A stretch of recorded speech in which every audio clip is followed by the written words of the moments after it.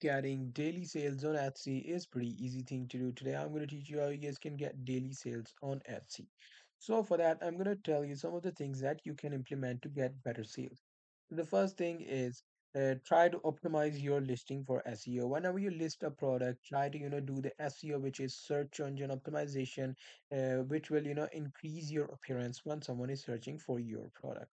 The second thing is focus on quality. Just always focus on quality. Don't just try to increase more sales. Always don't forget better the quality, which means better customers you have.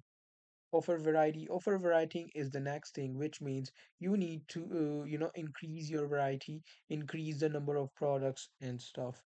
Take good photos. As you guys can see, these are the top products and they have the best photos you can see. So try to have the best photos for your products.